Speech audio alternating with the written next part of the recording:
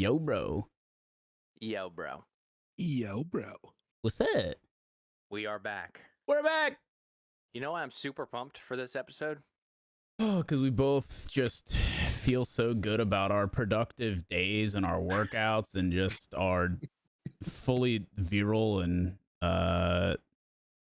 yeah, go ahead. What? Sorry. This is actually the first episode that I was not able to shower before or after the gym. Mm. So please forgive me if you're watching this on YouTube. I look good enough for both of us. It's fine. I appreciate that. I did have an insane leg day. So Nice. I had a trainer and then he resigned and then they put me with someone new. This guy's for real, dude. Yeah. This guy is absolutely I haven't felt this sore since I was like in high school, like lifting. Like the good days. You know what I mean? That's why I had to preface it. When you have that young, supple high school body. Like, for real, dude. I can't even, like, scratch my back. Like, I am sore, bro. And my legs, absolutely ruined. I love that. But that's not why I'm excited. I'm excited is because, my mind has been elsewhere this whole week. So everything that we're about to talk about is fresh perspective for me. Haven't heard any of it. Nice. So I'm very excited. How about you? Not much. Yeah, I don't think a whole lot of gaming stuff got through just like the general news outlets to me in general. So yeah, I too will be looking at a lot of this with fresh eyes. But what an industry. And surely there's nothing but good news, right, Abe? Yeah. Oh yeah, tons of good news. Speaking of, we have some bad news to talk about. All right. And we have some angry gamers, so I think we should roll the clip. Oh, all right. Roll the clip.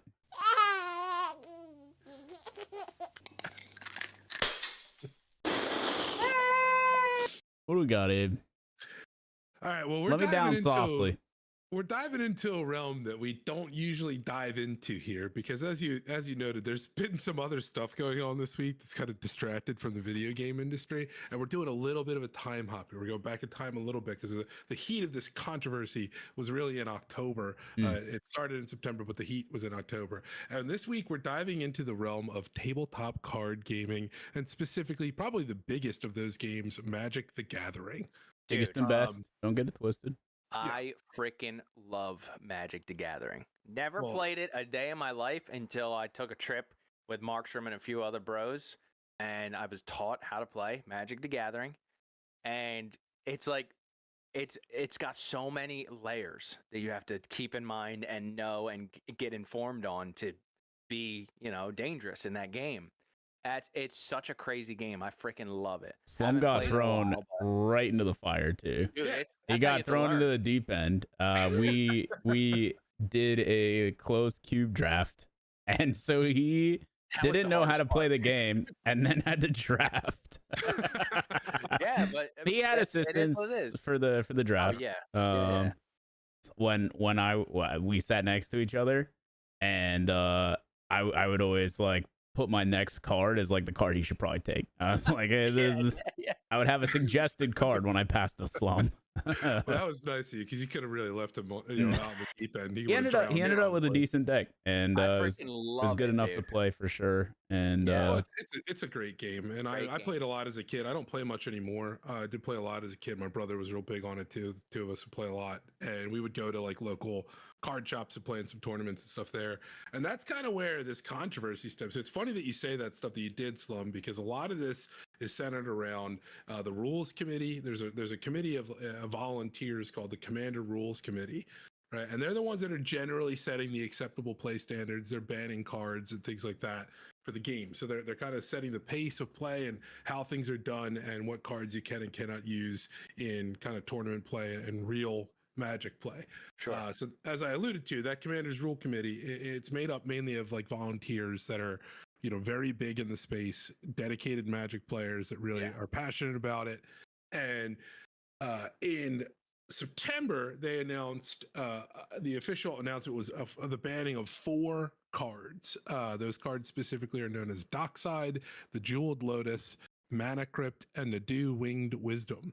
So these 4 cards, due to various reasons, and I can pull up the sheet and show to you as to why they were banned. But if you're not really involved in the game, it's probably not going to make a ton of sense. But those 4 cards were banned from play. Now, there's a big significance on this for 2 reasons. One, typically there is a watch list that they populate where they will put cards that are under kind of watch for potential bans to give a little bit of a precursor to the ban so that people know what to expect, and also so that the card markets can adjust. Because remember that in addition to just playing with the cards, these hold significant value as far as trading them through other people, selling them, buying them. And these 4 cards were also particularly expensive. So the random ban that seemingly not many people were pre-warned about or had any understanding of came in and did considerable damage to the value of these cards that were quite expensive. Some of them in the thousands of dollars, I believe, at least in the secondary market. So because of that, this really pissed off the Magic the Gathering community, because there are a lot of people that had a lot of perceived losses in the reduction in value, and they felt like this put a serious dent into their wallets and the future value of these cards. So this angered them greatly. That anger then led to probably some of the most vitriolic responses I've ever seen in response to gaming: physical threats, calls for violence, threats of physical violence, just the most toxic crap you can think of, or being slung at this rules committee, the Commander Rules Committee, which is, once again, it's volunteers of players. And as a result of that, pretty much every single one of them resigned. Okay.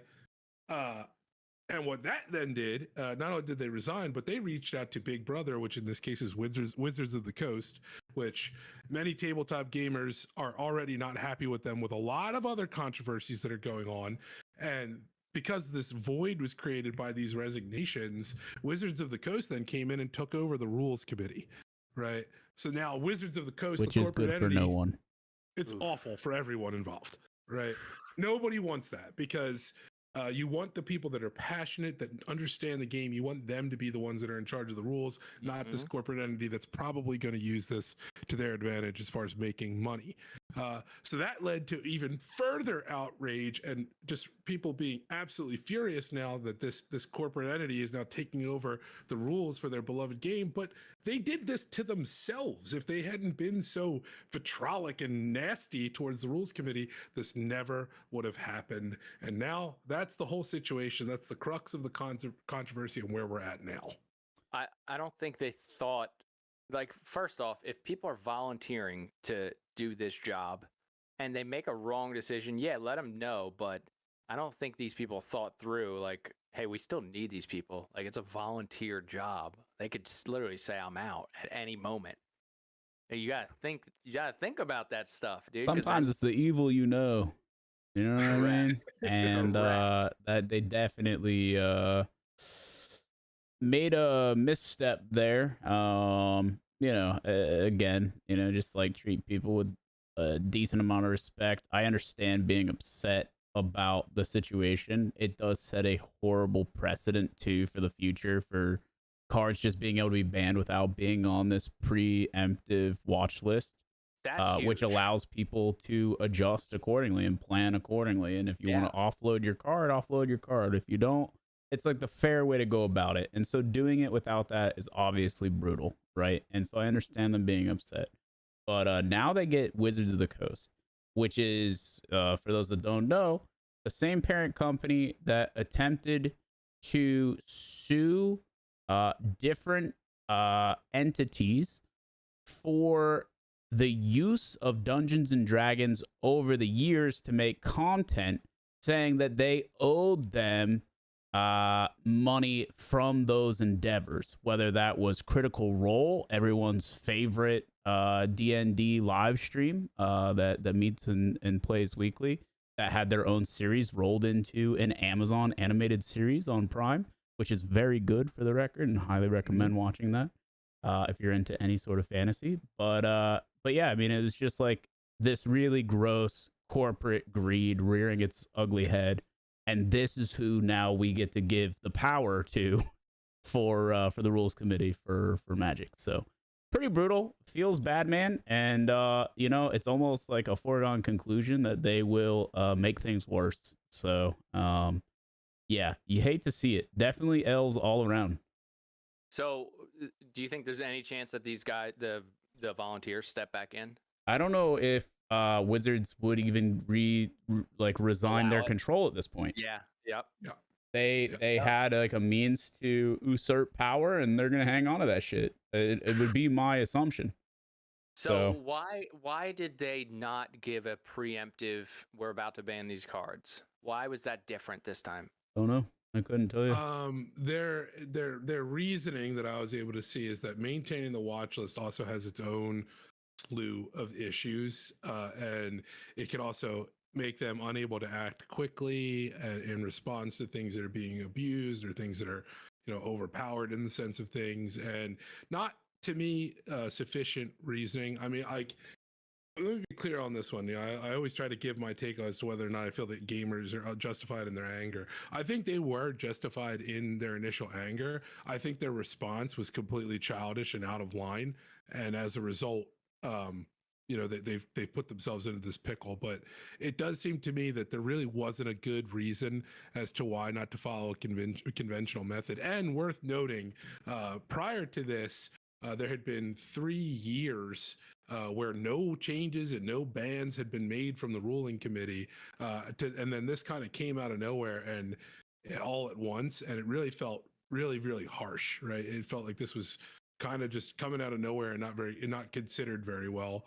And there's been some popular folks that are very involved in the community. Baddie Streams, or Baddie as he's known, who does a ton of D&D content, Magic content. He's a big card playing game guy, and some of his community have been responding to this, and they've given their thoughts as well. So why are these banned in like competition? Like, how does a ban work in something that you could just play with your boy? Like, yeah, whenever? when the rules committee like hands down a ban, this is for in shop play, for anything hosted that you use your player card for, like your ability is tracked, right? Okay, understood. If you're playing at home with your homies, it ain't no thing. And really, I think that was Baddie's takeaway too. Is this isn't going to change the way that I play with like me and my friends. We enjoy Commander in its current state, and we're going to continue to do that. No one's going to tell us, you know what I mean? Like, that's not the way we're going to play. Unfortunately, he plays a lot publicly, which is going to result in people coming through publicly and being like, you guys are using cards that are banned. You know what I mean? And so, come on through. yeah, it's just irritating. So I understand, like, I don't know. It is a kick in the balls for him too. And something else I want to point out too, that we didn't really underline is, like some of these cards are like the crux of a lot of decks, right? When you have a card that is strong, that does something unique, you build around it. So not only is that card now obsolete, but your entire deck's probably obsolete. And so like the sunken cost is massive when it comes to these bans. Brutal. I didn't even think about that. Yeah, that is a very good point.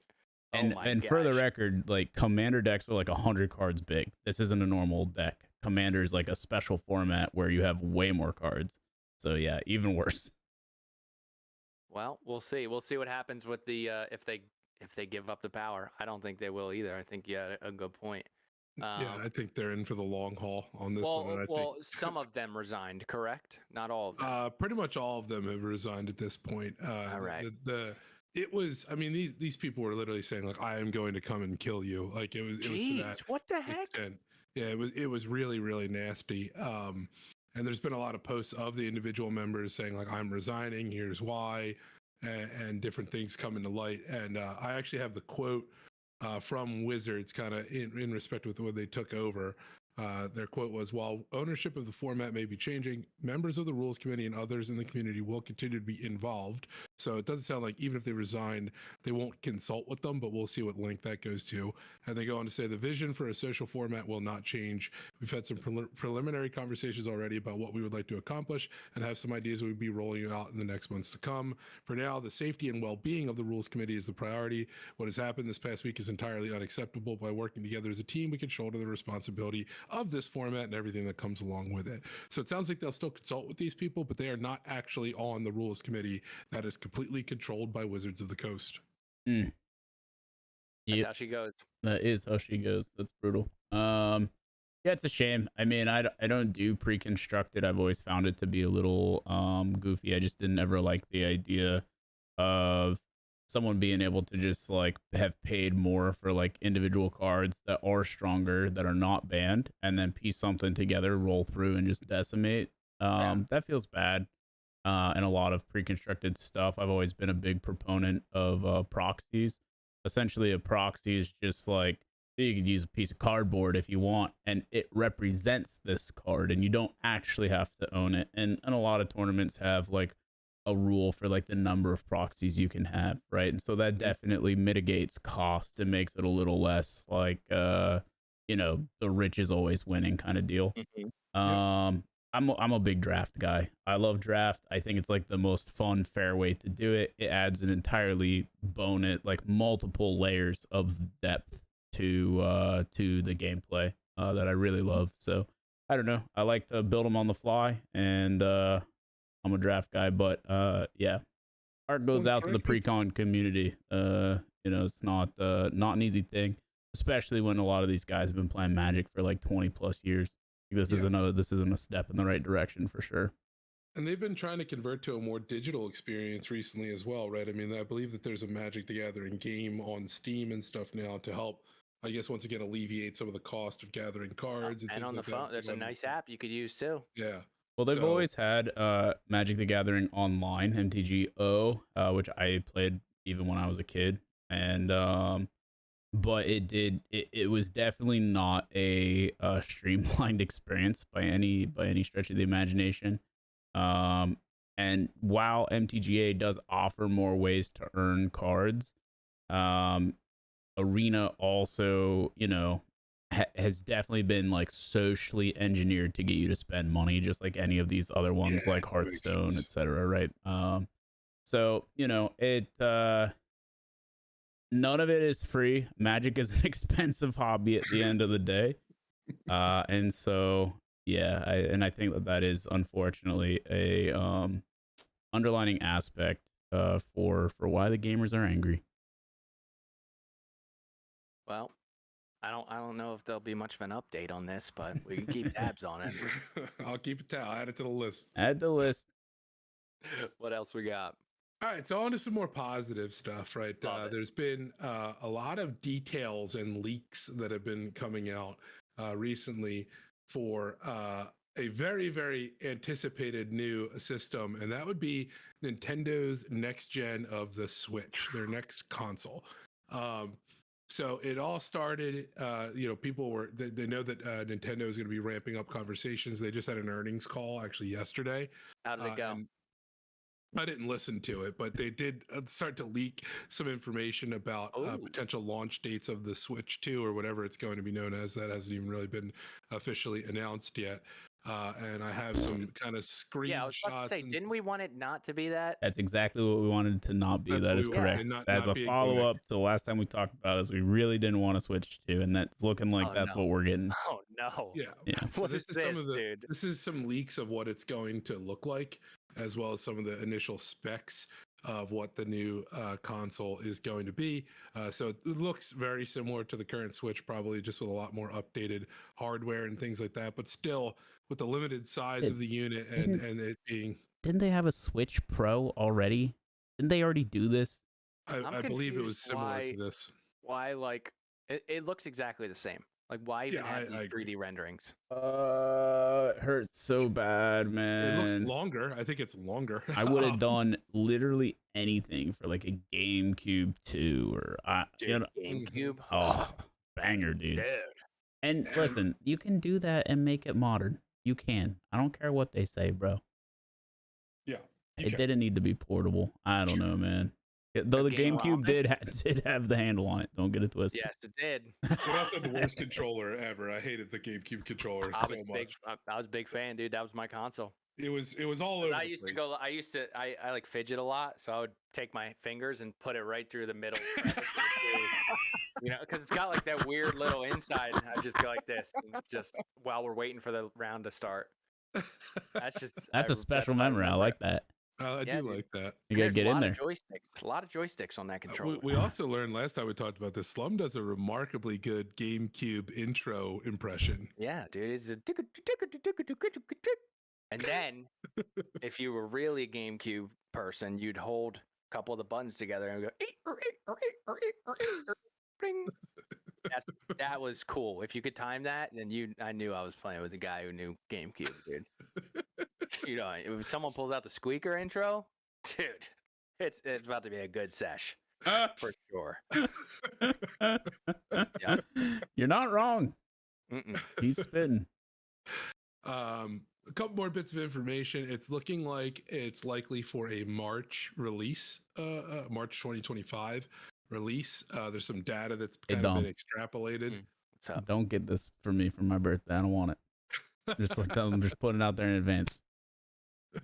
I mean, dude, depending on how much it is, don't tell your moms to pick this one up. I'm gonna tell you that.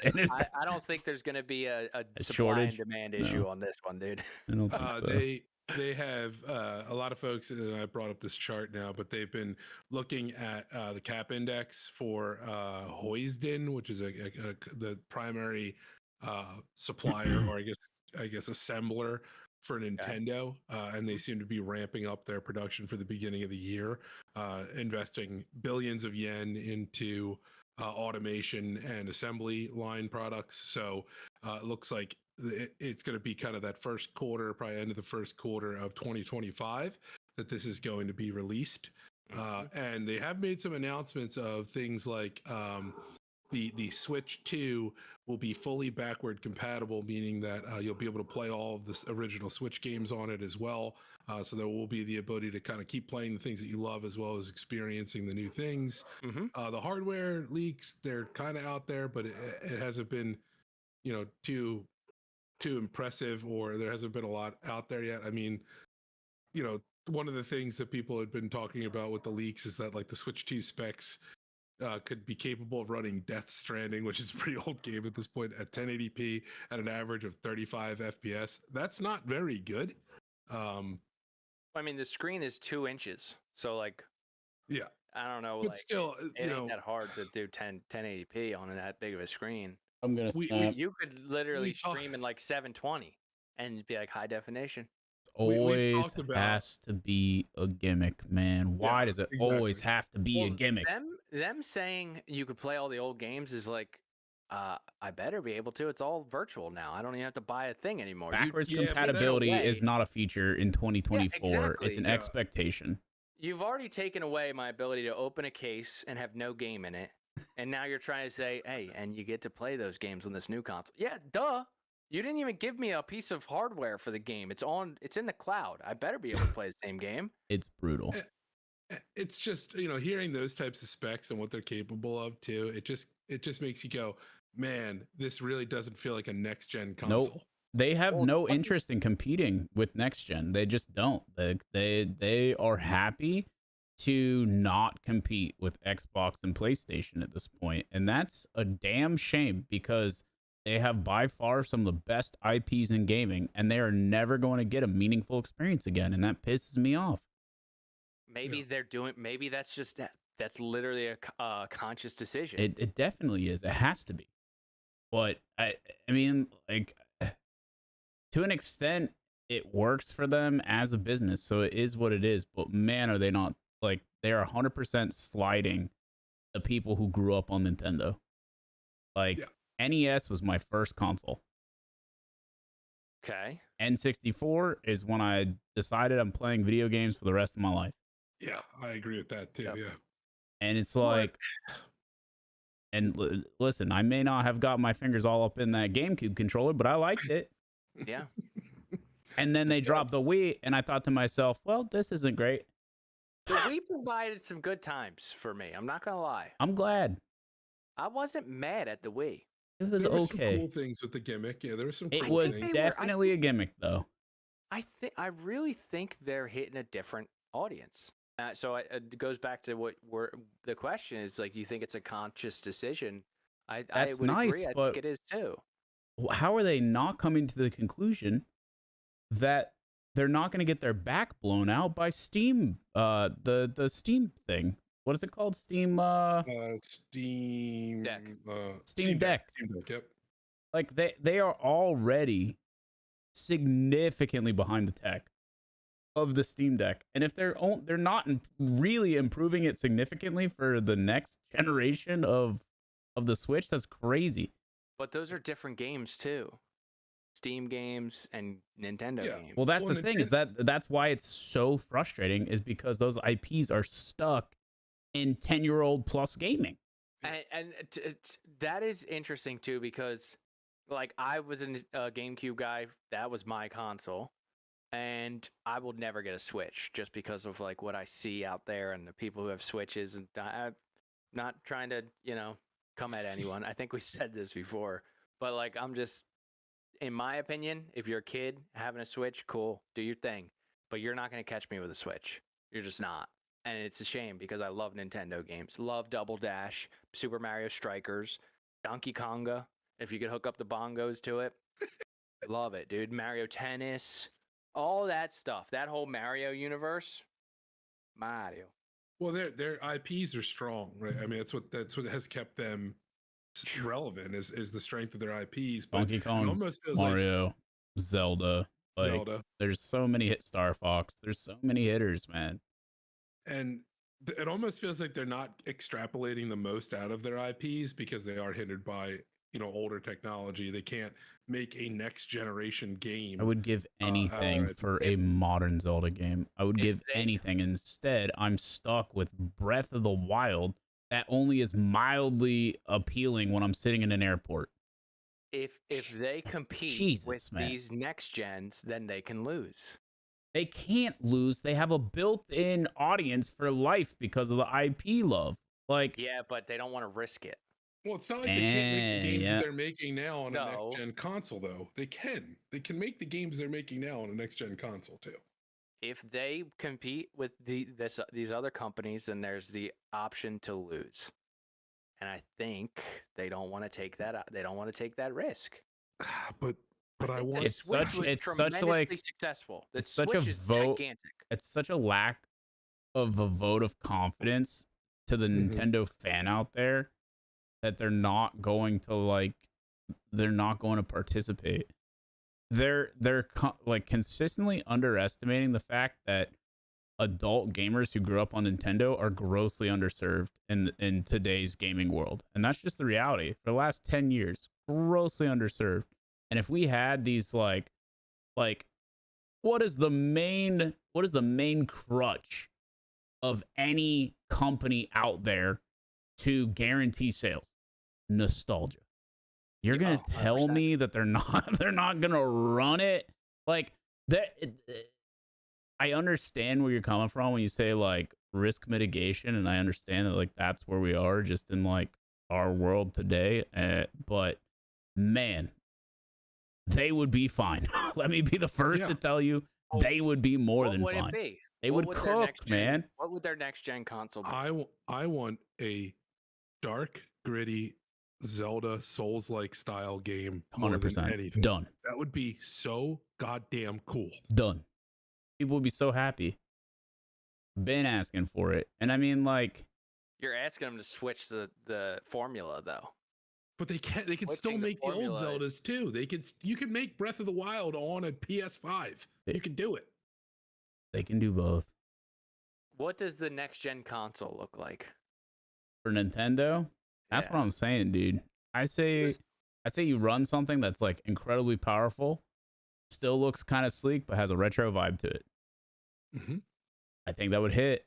I mean, consoles are just mini computers. You don't gotta make it look like a futuristic spaceship like the PS5 or the new Xboxes. Well, the new Xbox looks like an air purifier, but a lot of people hide them anyway. They put them in a cabinet. Mine's behind my monitor. I don't even see it. I see the side of my PC, and behind my monitor is the PlayStation. I don't even look at it. They are just PCs, though, right? I mean, at this point, consoles are just mini PCs. You just give it a cool look, but it's just a computer. Nintendo can swag it out, though. Yeah. N64 was cool. The GameCube went crazy. GameCube went aesthetically. Crazy. I mean, you don't get more aesthetic than a cube, dude. It's nice. Perfect symmetry. I mean, it might not have been a square cube. It might have been a little oblong. But, dude, it's got the rounded handle on the back. And then I think I It's got the remember squeaker intro. you could also, when what was it called? Backwards gaming or engineering? Reverse compatibility. You know when that was a thing? When they said, guess what, guys? You can play GameCube games on the Wii. Correct. That was badass. Yeah. Yeah, it wasn't. It You're like, wasn't. wait, I could wasn't this little popular thing then. I could put in this one? It's like, yep. Very cool. Hey, Crazy. guys. Appreciate that. Yeah, crazy. Absolutely crazy. And how many years ago was that? Dude, long time. It's way Long too time. long ago. Long time, Let's not dude. date ourselves here. Almost 20 years ago, dog. I think maybe, what if it came out just looking like a badass Wii? Would you be mad at that? The Wii's pretty ugly. Yeah, the Wii's ugly. Bro. Wii's pretty It should ugly, man. It should I don't just be a think the Wii's badass GameCube. It should I don't just be think the another Wii- GameCube. Well, that's why I said, do you think it'd be like a PlayStation 2 vibe? I Like wa- just a I wa- long rectangle. I want GameCube too. Or the Game Sphere. What's Dude. the one from South Park? The Okama Game Sphere? It Love should that. be the Nintendo Game Sphere. Bro, if they came out with the GameCube 2 or whatever number they put on it, I would love that. you know how many people would just buy it just because? Yup. Like, I haven't bought a console in ever, and I would buy the GameCube 2. Mhm. And I'd actually have it on my big TV, and it might never get played, but it'll be up on that mantle. Nintendo, I'm available for consulting Dude. at twitch.markstreamtv@gmail.com. The GameCube 2, bro? Oh my god. Or maybe they'd have to get mathematical, like cube, take a number from a cube or something. You know how like Xbox did like the 360 and then now it's just going weird. I don't know enough about geometry to Yeah, me contribute to that, but I know what you're saying. Yeah, you get what I'm saying. Well, maybe they are, dude. Maybe they're just psyching us out. Maybe they leaked these renders of the Switch, basically. And they're just like, dude, we are going to shock the industry. I would love I that. appreciate that look. I would love that. I mean, here's hoping, man. I think that's what they're gonna do. Dude. I think you're getting your hopes way too high, but I appreciate the enthusiasm. That's what's up. I like the positivity for sure. We need that sometimes. Gotta have it. Gotta have it. Yeah, I don't know. We'll see. We'll see what happens. I love Nintendo, but I feel like the only time, like the next time I'm playing a Nintendo game, is when I'm going back through teaching my kid the OGs. Yep. That's probably the next time I'm booting up a Nintendo. Or you're at an Airbnb with the bros, and you're like, "They got Nintendo," and it's a thing. And that's when I wouldn't mind booting up a GoldenEye, and you'll probably only play it for like an hour, and then you'll just go you could go get or drunk. a little Mario Kart. What's the game? Everyone called it Drunk Driver in college. It's probably not the best name, but you would play Mario Kart. The whole concept was you had to finish your beer, and you couldn't drink. And before you could finish the race, you had to finish your beer, and you couldn't drink while your hands were on the controller. That's the game we used to play. So basically, it would be like you would start. You have to be very strategic. Chug their beer usually. So it would be like Edward 40 Hands, but with a Nintendo controller. Yeah, so like you couldn't drive and have your beer at the same time. That was basically the main component. Definitely, definitely a game. What about that game? I think it was like a demolition derby game. Do you guys remember Twisted that on Metal? Nintendo? I think it was Twisted Metal. Yeah, banger. That was great. That's PlayStation. That was PlayStation. It was Axel that used to have his arms in the wheels. That was my favorite character. All right, never mind. That game sucked, dude. That's cool. It was a great game. That was a good game. Great game. Paperboy. That wasn't 64, but that was still Nintendo. Paperboy was amazing. I would play Paperboy today. No shit. Paperboy, I never was able to beat it, but my brothers did somehow.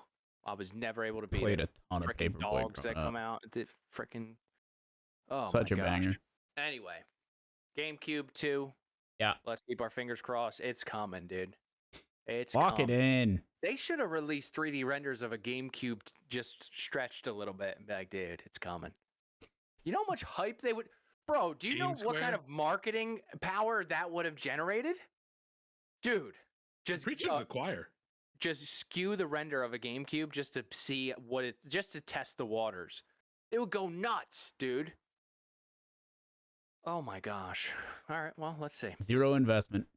We'll see what happens, right? And just chum the waters. Yeah, chum the waters, dude. I hear you. Someone's got to know what they're doing. I'm glad at least we do. Dude, crazy. What else we got, Abe? What else we got? This one's a bit of a PSA. We're gonna jump into the software space here for a second. and the story is going to say 12 months, but it's actually 11 now at this point. But Windows, so Microsoft here is going to be ending their critical support of Windows 10 in 11 months. So they have been on a large push to get people to shift to Windows 11. Not as desirable of an operating system. Windows 10 was the first one after a couple of flunks in a row that actually did pretty well and people enjoyed it.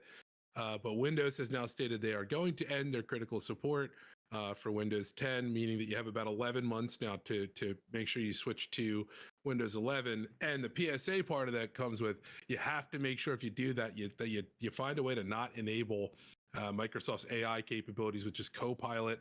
And then I have to think of that. Let me look up the name of the other portion of it really quickly. Recall. We've talked about Recall on the podcast before. It like stores your data so that it can read through it. It's pretty nasty how intrusive it is. And the key here is that you could technically continue to use Windows 10, however, not you're using an operating system that is not receiving critical support, meaning critical updates for vulnerabilities. Not a very good idea. It's very risky.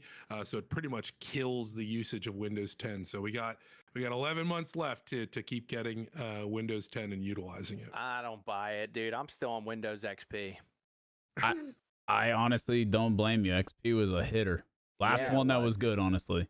Yep, and then before Vista tried that, to come through. I was like, "What are you doing, dude?" Vista's not good. Windows 98, shout out. Windows also 98, a banger. Yeah, Windows 98 was great. Yeah, I don't know. I think I hate Windows 10. Like Windows 10 has definitely been better than the last couple, but Windows is just kind of dog shit in general when it comes to their operating system these days. I would love any other alternative. I don't. Linux. Yeah, it's really just not gonna be like compatible with a lot of things. That's always like a problem, especially when it comes to games and stuff. Yeah. How do I know which one I'm on? How do I know which Windows I'm on? You should be able to look just in do about me or whatever. This PC, it'll tell you the OS that's on there. Okay. But if you do system properties, it should tell you what you're running. Yeah. Yep. Yeah, I'm a Windows 10 home kind of guy. However, they still update with me having disabled updates, right? To an extent. Yeah. Like I'll go into the regedit, prevent them from updating. They'll update it anyway and brick like half the settings that I have on the PC, including my audio, which is super fun. As someone who has a very complicated audio routing system for streaming with 2 different PCs that are linked together. Absolutely brutal. And I just like, it's bad no matter what. So whatever. You know what I mean? The only thing for me is forcing the AI onto people is a little nasty, considering how people don't really like their AI, and it's very intrusive. Yeah, it's a horrifying feature. I remember being super against it when we talked about it. They have some features like that right now that you are able to opt out of. Hopefully, we get that option when the time comes. That's all I can say. Yeah, I am currently actually on Windows 11. I guess it came with the new computer. Yeah. But honestly, I get to sometimes my computers get to a point where they're just like, we can't update anymore. And it's not because Microsoft took ability away from it. It's just like sometimes my computers get to a point and they're like, dude, we can't, I don't know why, but we can't update anymore. That might be what we refer to as PEBCAC, where the problem exists between the chair and keyboard, because you got a lot of issues that arise that I've never heard of before. I don't think so, dude. I think it's the computer. It's gotta be the computer. No comment. Oh my gosh. All right. Well, dude, okay, so you can't opt out. Like you can't opt out, or I think there may be ways to disable Copilot. I'd have to do a little bit more research into that, but the main point of this message is, hey, this is coming.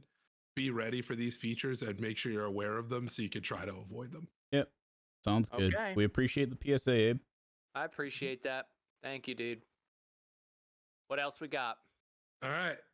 So this one, I got 2 science topics coming up. The first of which This one really intrigued me because there's researchers at a company called Colossal Biosciences, and they are nearing the completion of their ability to revive the Tasmanian tiger DNA and reintroduce the animals back into the wild. You got a good Tasmanian devil over there. No, you don't have the.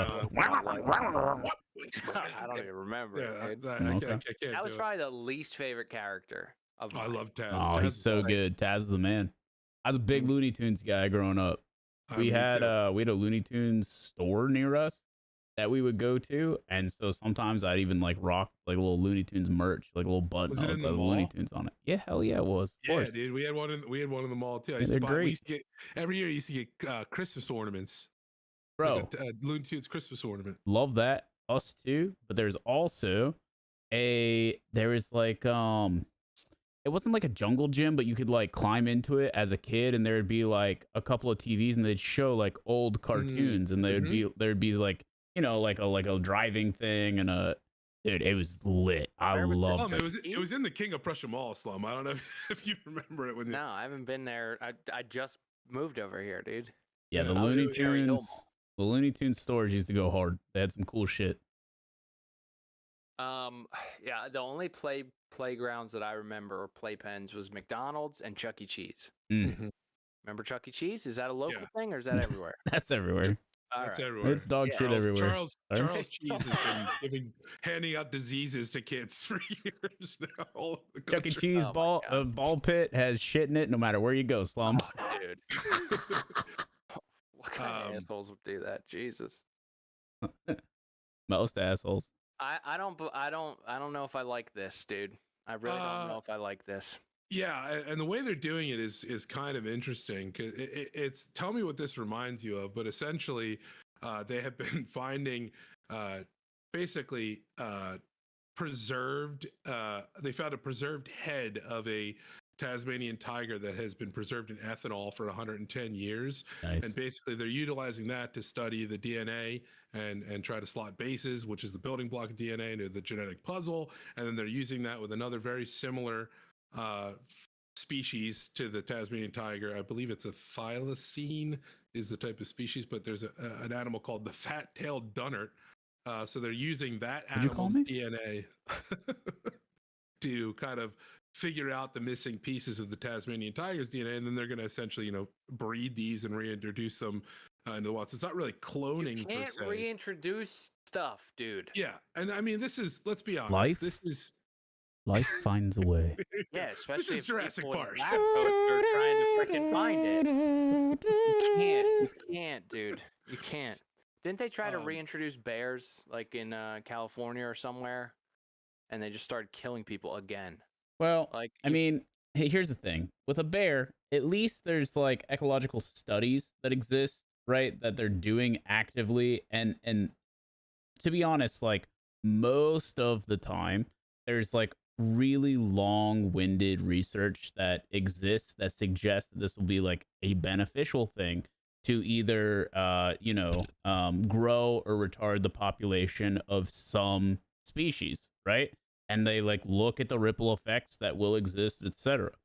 When it's a species that's a Tasmanian devil that hasn't existed for a long period of time, and you're going to introduce it into a modern ecological system, that's not predictable. Correct. So they it do feels have their reasoning. Okay. I'd love is it to evaporate another invasive species? Like humans? So they claim that prior to extinction, the tiger was a key predator in its ecosystem in Tasmania, and they believe that key predator brought balance to the ecosystem. And what you're seeing these days is that speaking of the Tasmanian devil, Tasmanian devils are very, very endangered at the moment, and there's a horrible facial tumor disease that's spreading through about 80% of the animal's population. And they're essentially making the claim that if there was an apex predator like the Tasmanian tiger that still existed, it would have feasted upon the ones that were contracting this disease is they would have been easy prey, and they could have helped eliminate the disease from spreading so rampantly throughout the Tasmanian devil population, where they're saying that at this point 80% of the animal's population, the Tasmanian devil, has been eliminated by this facial tumor disease. So they're basically using that one event and saying, oh yeah, these would have been eaten by tigers if they existed, as their reasoning for why they'd like to bring it back. Well, I mean, hey, this sounds like a questionable experiment. And something that I feel like they're gonna have to keep really close tabs on it. Like, what point? Like, as you're breeding them, like at what number you're like, all right, you're chipped, you're tagged. Good luck, Godspeed out there, boys. We're gonna see what happens. And then, God forbid, there's an electrical failure at the facility, and these things start getting out. I mean, and at what animal do they stop at? Like, they're probably not telling you all the animals that they're trying to do this with. Yeah. Mm. Like, this is Jurassic Park. So I mean, this is an animal that like most people could be like, oh, look at that little guy. He won't do too much harm. Can I buy tickets? Go see him? That's what I want to know. That might be a thing, but little do they know, we're also trying to bring back the T-Rex, and because some of these hippos, they have a facial tumor, and you need a T-Rex to clean that right up. Hey, you leave Moo Dang out of this, all right? Moo Dang's cool by my Those books. are big, cute cheeks, not tumors, Slum. Damn. Don't come at Moo Dang. The internet will come at you. Wild. That's wild, dude. I'm not down with it. I see ripples in my water already, Abe. I don't like it. Let it be, dude. If it dies, it dies. Correct. It dies. It dies. That's it, dude. That's it. I think it's really cool, but I think they can use their knowledge and their resources in other stuff. That's just me personally. Yeah. Firm and fair. It is what it is. It is what it is. I think we're in agreement. On more important scientific questions to be solved. Yep. Yeah. Okay. All right. Well, what else we got? We got one more. All right. I got one more, and this one I've been excited about for a couple of weeks because it's pretty funny and a rare scientific discovery at the same time. So UK researchers were doing at the University of Birmingham Medical School. They were doing common dissecting procedures to do medical research on folks that basically donated their body to science. And during one of these procedures, they were working on the donated body of a 78-year-old man, and they discovered an incredibly rare condition. And that was that this man had 3 distinct penile shafts. It's known as triphthalia. Not an extinct. So essentially, there's only one time previously in literature that this had ever been recorded in medical science. So essentially, this man was born with 3 penises. Better known as the trident. Did they work? Like, did everything work? How it was supposed to work? Could he get 3 erections? I would love to know. He actually had 1 outward penis with 3 penile shafts inside of him. So one of the shafts wasn't connected at all. Wasn't connected at all. So 2 of the shafts were working penises that were all kind of conjoined into one penis. All right. Not as cool, because I've seen some things on Reddit, and I definitely saw a guy with 2 distinct shafts one time that was... Was it real? That's only 2, though. Modern marvel. Much more, Could they work? Did they work? Oh, yeah. But only 2 balls. I believe so. Okay. Yeah, double the fun, half the load, probably. That's where I hear you. Yeah. Okay. Do you think one's for peeing and one's for the other stuff? That would be crazy, but I think they were both hooked up. They both were both hardwired. There's no Wi-Fi going on. That. Yeah, I'd like both able to do it all. Yeah, but then you gotta aim twice. That's fine, dude. I just 1-on-1. I just let it hang in the toilet anyway. All right. The interesting thing with this one too is because there was no outward notion of this man likely did not know that he essentially had internally 3 penises his entire life. Where were they? He just thought it was real veiny. Were they connected on the back inside, or were they floating? Yeah, it was. One of them wasn't truly connected. It was like kind of connected, but it wasn't actually fully connected. The other 2 were fully connected. So they were. I guess I guess it was all in the roots, right? Like he had a bunch of roots. But in the trunk. Strong roots. So I'm trying to imagine. So you get to the root, and then do you have a sprout just going out towards your hip bone or something? Like where is it? I think he said they were in the shaft. They were single in the shaft shaft or in the body. How the heck could they be? Let's consult the article. How could they be in the shaft? Because see. then that shit doesn't work right. Because you got another one inside another one. I have a diagram here. Is that I one? love a diagram. Is number one the second penis, or is that your prostate? So number one, they didn't label this very well, huh? Let me catch a glimpse of this warlock. The primary and secondary penis shared a urethra, which coursed through the secondary penis prior to its passage through the primary penis. Cool. So we gotta have numbers. They gotta have a key. They don't have a map key on here somewhere. You get lost Let me read more. traveling through this. Do they have anything at the bottom that explains this? It's like the Atlanta highway system, dude. The second and third penis is seen in red and green picture.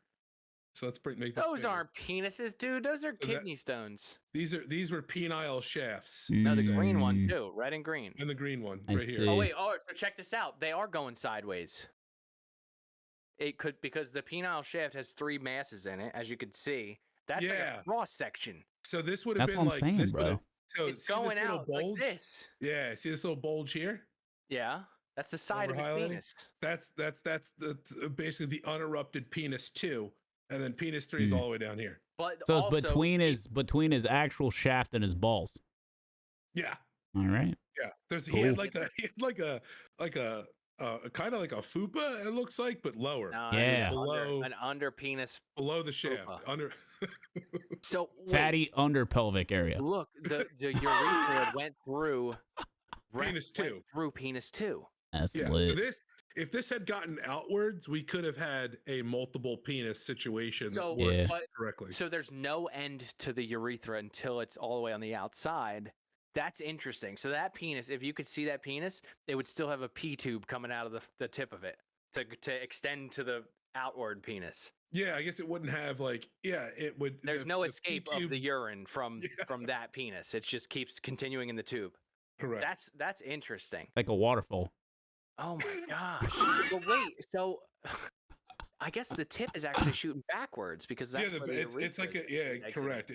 I wonder then if 11 and 12 here are actually are they like undeveloped balls? I don't think those are not balls. It's 3 big masses that engorge in blood. Okay. So that's just so yeah, I think you're right. Based on the design or the look of the main of penis 1 here, which we'll call penis main. Penis 1 here, clearly these two forged together to make the tip. That's what we're seeing here. This penis was stuck in reverse, which is probably why it never came outward. Do you think it has blood? Do you think it got erection? I would assume that it got a little extra bulgy in there. Yeah. That's crazy. How did this guy not know that something? Did he just think that was normal? Well, how long ago is this? This just happened. How often are you inspecting between the dick and balls? No, if something starts growing when you get an erection under the penis before the balls, you're probably concerned. It's extra juiced up. If I see that, I'm like, what's going on here, dude? This is maybe they're not doing a very good job with the PE health class over in Birmingham to explain what should have been happening correctly. That's crazy. He can't even pull the main penis to get extra length. It's not even set up for that. No. Well, I guess he could. You just wouldn't notice because he does have a noticeable gap here between the penis lump, penis 2 here, and penis main. Yep. Yeah, they're not even connected.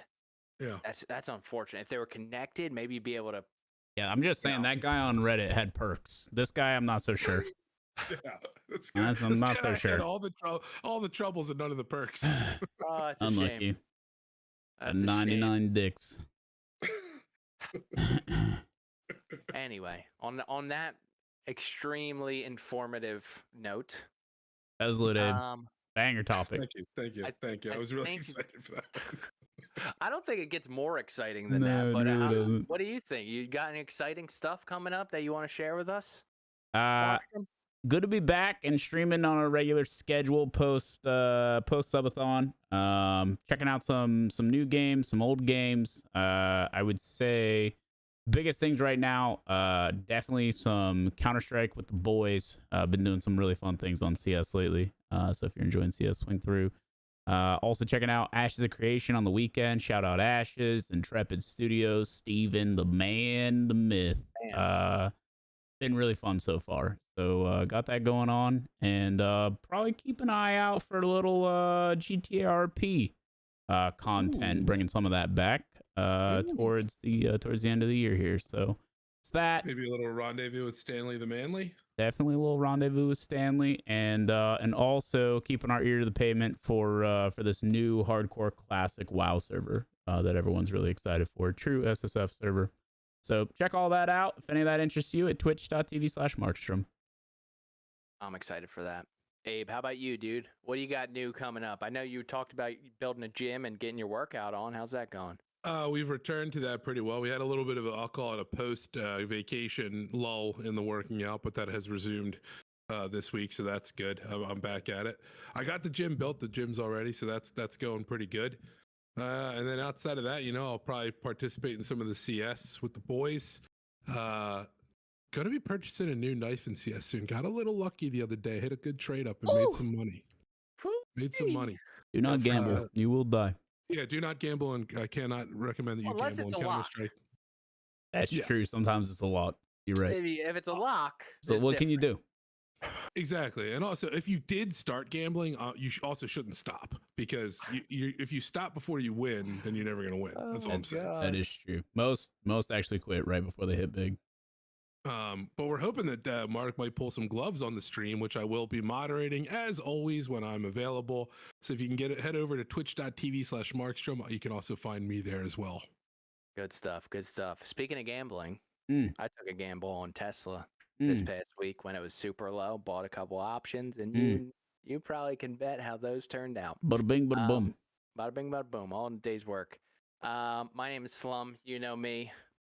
And we do this podcast every week unless Markstrom has a baby or Abe has vacation. However, last week was on me that we were not able to make it, so I want to apologize to you guys. But my saying will not change. So we do this every week unless Markstrom has a baby or Abe goes on vacation, and we have a great time doing it. So which he is next week. What? Not on vacation. The podcast will be happening next week. I've set up the mobile command center. The road so center. We will be on the road. But I will be down in Florida next week. Some family members are getting married, and I'll be celebrating and visiting my niece down there. Awesome. So I'm pretty excited for that. Very cool, dude. Well, I want to ask the listeners out there, would you kindly subscribe to the YouTube? If you're enjoying the video podcast live, that's where it happens. If you want to catch up on it after the live, you can go over to Spotify and give it a view, and you can follow us on Spotify. But would you kindly subscribe on YouTube? And what I want to ask is share this YouTube channel with your mom, your dad, your aunt, your fish in the fishbowl, the dog, but also your friend group. If you're in Discords, blast it in the Discords, because we talk about all the stuff that you want to hear about, the gaming, the Magic the Gathering, how they ban the cards, all that fun stuff. We even talked about a dude with 3 penises this episode. Who would have thought? So if you press the notification, if they press the notification button and they're scrolling on their thing and they see us and they pop in and they'll be like, dude had 3 penises? I didn't even know that's possible. And very informative. Very informative. So, I would appreciate that, because we have a great time doing this, and we want to bring that great time to as many people as we can. So this has been another wonderful episode of the Plugged Podcast, and we will see you guys next week. Peace. Deuces.